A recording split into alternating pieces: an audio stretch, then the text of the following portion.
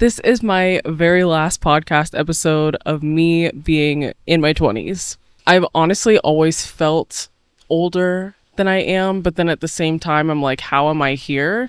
Like the 29-year-olds when I was a kid did not seem to be this young. But anyways, hello everybody, and welcome to the Cozy and Thriving podcast, where we are learning to build a life that we actually want to be present for.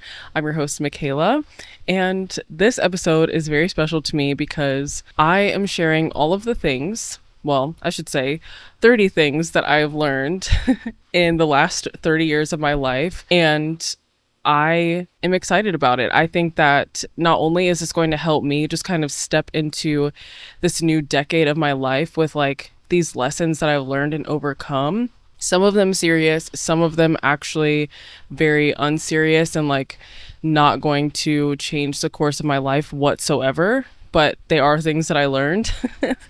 So I did want to put them in here. And like I said, this is only 30. I feel like I could like really reflect on my entire life and come up with hundreds of things that I've learned, whether big or small, but these are just 30 of the ones that I wanted to share with you guys, and like just kind of like setting a foundation going into my 30s and to my new decade. I think that it's just going to be a really good time, and I want this to also be something that is useful for you guys, and especially if you're still in your 20s or even if you're in your 30s, like if there's some reminders that you need or just you want to hear some, I don't know, someone else's lessons learned, like this would be a really good episode. So I hope that this is something that you guys can take from, but if not, I hope you guys just enjoy seeing my growth and seeing what I've learned. I literally have a list here on my iPad of the 30 things. And like I said before, some of them are extremely unserious and some of them are serious. Some of them are just like, oh, okay. It's not like these are all like super big things, so I'm just gonna read them off, and then if I feel like explaining or going further or diving deeper into one, then I'll just do that. 30 things I learned before 30. I'm also going to screenshot this, put it on the screen for those of you who watch. It will also be a list in the description or the show notes of this episode. And I'm also going to post this actually on my birthday, which is on Wednesday. So it will be on my stories and in my highlights on Instagram. So you can also screenshot them if you want them. So number 1, recognizing the signs of burnout is going to help you stay away from burnout. I've just learned that burnout is different for everybody. Everybody has a different threshold of burnout where I can push through a little bit further in one area, you might not be able to. And so learning those signs for yourself is what's going to help you stay away from the burnout. Number 2, we are selfish by nature, but we have to learn the balance between being selfless and being walked all over. I think when I was younger, I would allow myself to get walked over because honestly, like when people say, hey, where do you want to go out to eat? Or what do you want to do? Or whatever. And I say, I don't care. It literally means I don't care. If I have something that I care about, I'll make it known. But if I say I don't care, I don't care. But I felt like because of that, I would get walked over a lot and I would end up doing a lot more things that I didn't want to do. And I think that's like now why I want to be able to voice, what I care about and what I don't care about. So that way I'm not getting walked over or people don't take me for granted because I'm kind, because I care about other people. And to be honest, we all want to do what we want to do. We all have goals and dreams and things, and we don't want anyone to get in the way. And while yes, this is your life and you should live it the way you want to live it, there are going to be times where you have to set those things aside and be like, okay, I am a wife, or I'm a friend, I'm a daughter, I'm a mother, whatever the case may be. Sometimes setting those things aside and being selfless, but also reaching for those goals is going to be something that you have to learn balance for, if that makes sense. Don't lose yourself in being selfless and like always putting somebody before you, but then also don't always be putting yourself before everyone else. So number 3 is life isn't about you, but you can make it about living. Or you can make living about life. Like you The world doesn't revolve around you, but you still get to build a life for you. You still get to build this thing that you get to wake up to every single day, whether it's just in the smallest things like coming outside for 5 minutes to get some sunlight, or making your own cup of coffee, or if you actually have this extravagant, beautiful morning routine, whatever fits your lifestyle, like you get to make it about living. It doesn't always have to be this thing of I'm rushing around in life and I never have any time for myself. Like, make time, make life about living and not about rushing. Number 4, time moves incredibly fast. I wasn't going to stop on this one, but I think I need to, because when I say time moves incredibly fast, I realize that there's goals, dreams, and aspirations that I had, and I wanted them to be in a certain time frame. I think I've said on the podcast before, but I wanted to be married, have kids, buy a house, all of these things by 25. And that did not happen for me because time moves incredibly fast. By the time I was 25, I was married. I got married when I was 23, basically 24. I got married the day before my birthday, but I was 24.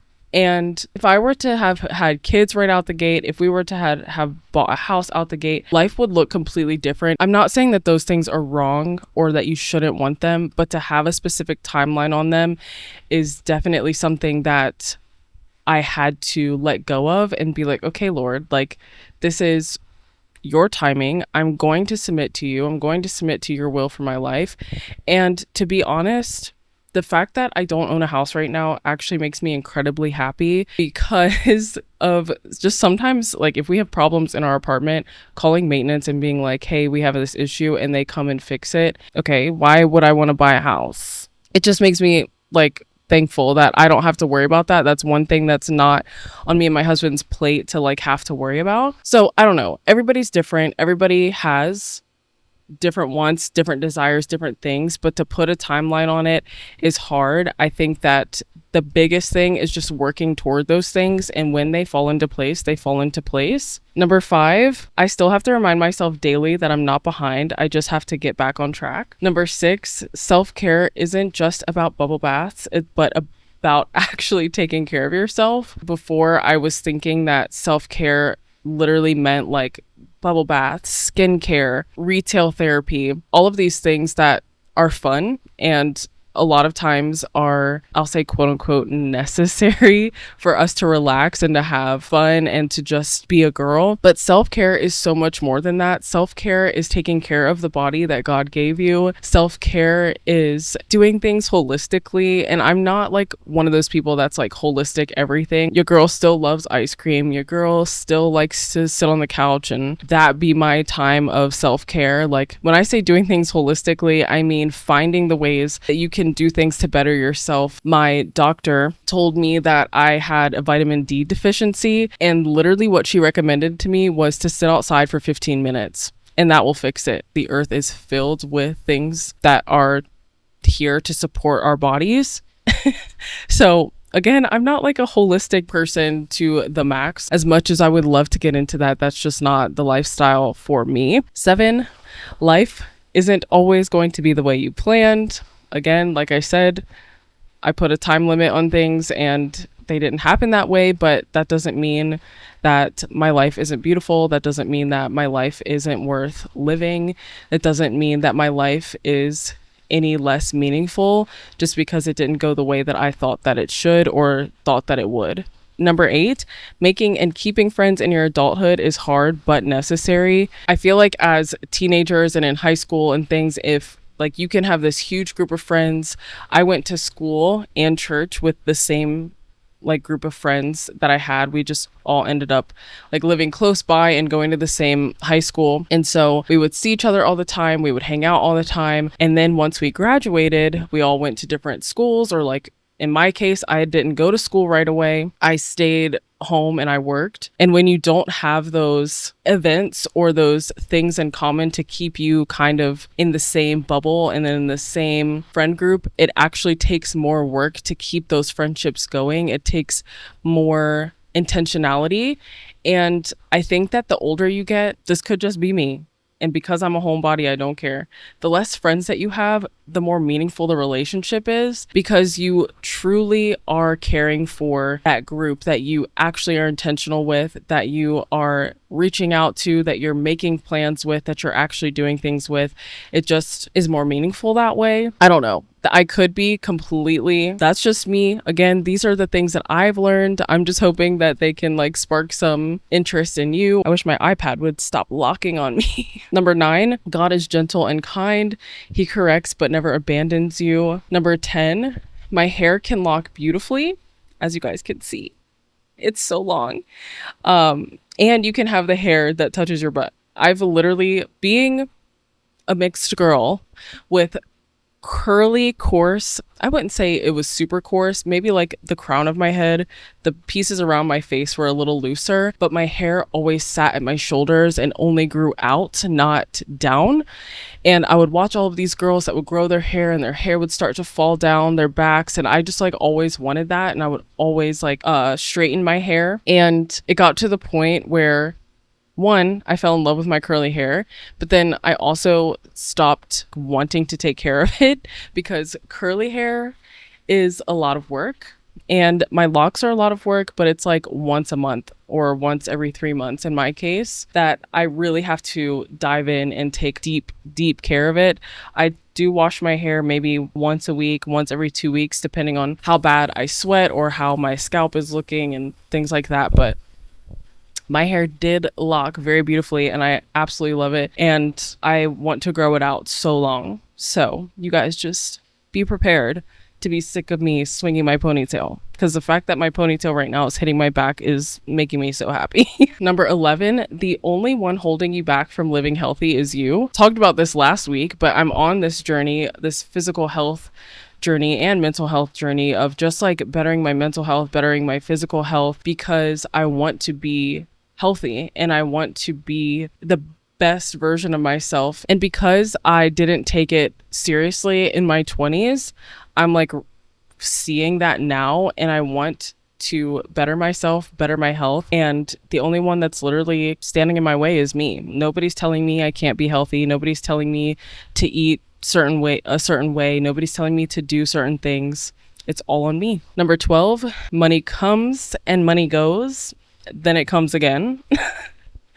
I have just seen how my business has gone up and down, and just like throughout my life, just seeing how my money has gone up and down, but it always comes back. And learning to not really stress about that has been a huge relief off of my shoulders. Number 13, it's okay to want the expensive stuff just because. Number 14 is it's okay not to want the expensive stuff too. I think that whatever you want to spend your money on, spend your money on it. That's just my philosophy, I guess. I saw this TikTok earlier of this little girl. She was probably maybe like 4, 5, 6 in that age range, and she was at the store spending money, but she was crying, and her dad was like, look, you still have $4 left. But then she was like, yeah, but that's not enough, or something to that extent. Like it was like gone. And I sent it to my friend, and I was like, girls love to spend money but hate to be broke. And it's true. It really is. But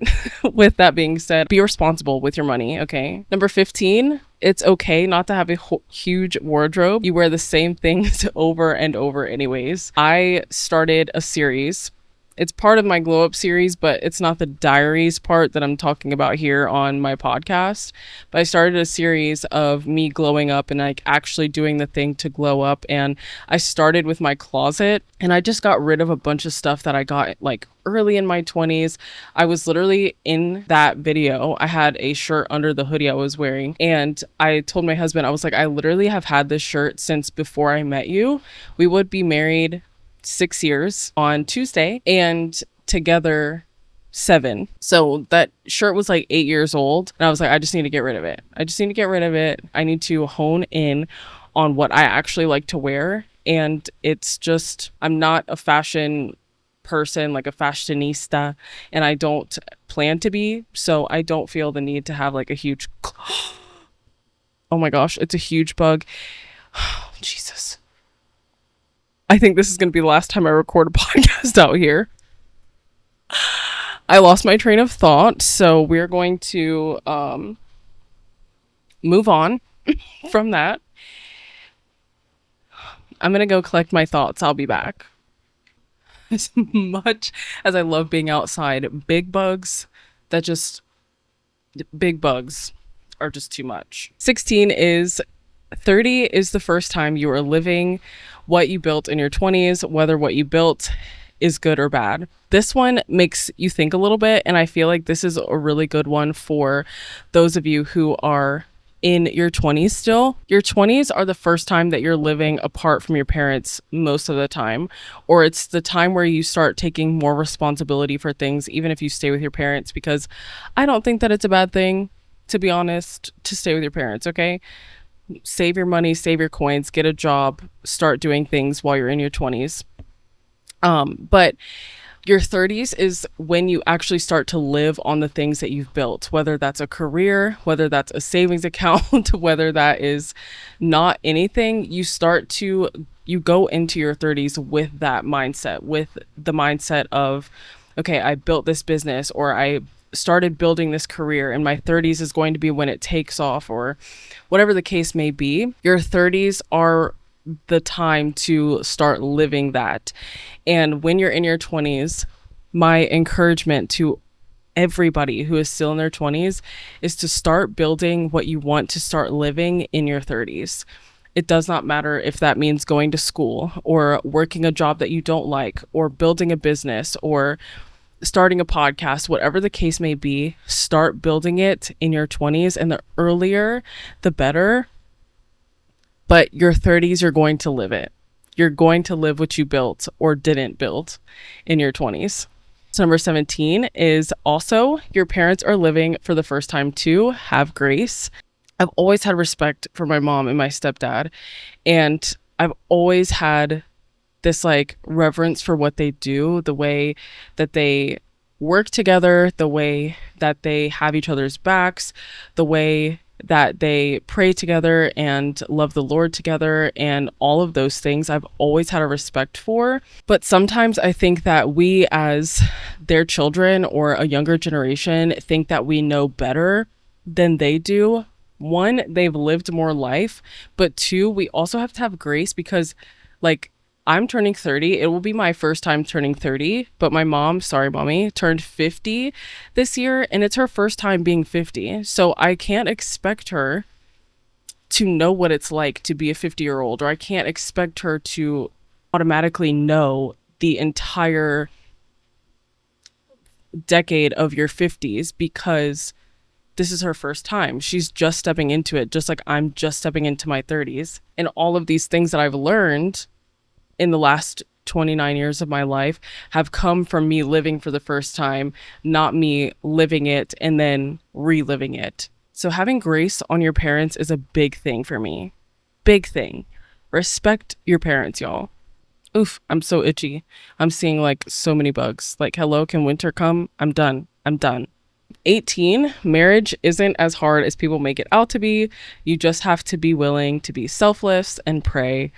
And that's just kind of how me and my husband view it. It's definitely different, and it's definitely something that you have to both be willing to put the work in for. But to me, it's not difficult and it's not hard. And I'm not saying that just because your marriage is hard that it's not valid, or that your marriage should never be hard. I'm just saying that in my 6 years of marriage, and like, you know, there's probably people that have been married longer than me, but in my 6 years of marriage, my husband and I have never raised our voices at each other. We've had disagreements, but we've never raised our voices. We've never left each other out of anger. We've never slept in separate places because of a fight. We've always been able to come to some sort of agreement, but that's just because both of us are willing to listen to one another and hear one another out and pray for one another. So when older people would come up to us and say like, oh, just you wait. It's like, I don't want to wait for that. I don't want to get onto I don't want to experience that. I don't want to experience what you've experienced. So what me and my husband are doing are learning from your mistakes and learning from your marriage and what you've done and making sure that that doesn't happen to us. You know, you get it? That's so funny. I did not realize I wrote this on here, but 19, I put girls love to spend money but hate to be broke. Obviously, it's a good lesson, y'all. Number 20, Apple products will always have my heart. Hello. iPad. I'm using my iPhone again to record my podcast. I have for the last couple of episodes and I absolutely love it. I have my MacBook. I have my watch, but I don't really wear that much. I have my AirPods, and I would love if Apple would make a ring like this, like an Aura ring or something. I know Samsung has one, so Apple, I need you to get on the bandwagon. 21, being a girl is fun. 22, the 90s and 2000s were truly some of the best times in TV, and that makes me want to live in my 20s in that time period. I was a child during that, but going back and watching the TV shows that like my parents watched, or just finding shows that they even didn't watch and just like laughing and being able to like enjoy the comedy and honestly see what life was like before all this technology. Of course, like I said, Apple has my heart, but like just seeing how people interacted with one another and were more sociable, and you just met a lot of people because you weren't like in your phone all the time or whatever. Anyways, 23, content creation and influencing is hard work. 24, just because a job is successful does not mean that it's God's end goal for you. 25, I actually love learning. 26, I love a good routine, but haven't found one that sticks, and that's okay. 27, I don't really have a style. I just like what I like and it works. This one kind of goes for everything that you would have a style for, whether that's your home or your clothes or content or whatever the case may be. I just like what I like, and that's what I create. That's what I buy. That's what I wear, and that's okay. 28, homemade coffee is better. I used to say that I did not like my homemade coffee, but I was buying brands that aren't that good. And I'm not going to name names here, but you can probably guess which one I'm talking about. They come in a blue can or a red can. 29, people actually like the sound of my voice. The fact that I have a podcast and I have people like in my life tell me like, your voice is so soothing, you should do this so that way you can put people to sleep, all the things. I don't want to put people to sleep, but I am thankful that I have a good podcast voice, and that I could put you to sleep if I wanted to. Sweet dreams. And number 30 is going to be the best decade I've ever lived. Not that I will ever live, but that I have already lived. And I'm excited for it. I feel like there's new ventures coming. There's more things that I get to build, but I'm already living on the things that I've already built in my 20s and just gotten used to in my 20s. And like kind of going back to the thing that I learned, that, you know, you're going to be living for the first time on what you've built in your 20s. My whole content creation career has been something that I have had to build, and I've had to really learn how to be comfortable with myself on camera and be comfortable being on camera, because I wasn't always comfortable on camera. And even sometimes, like when I try to branch out and do new things for my content, it feels awkward, it feels weird, but it's also growing me into who I believe that I want to be on social media.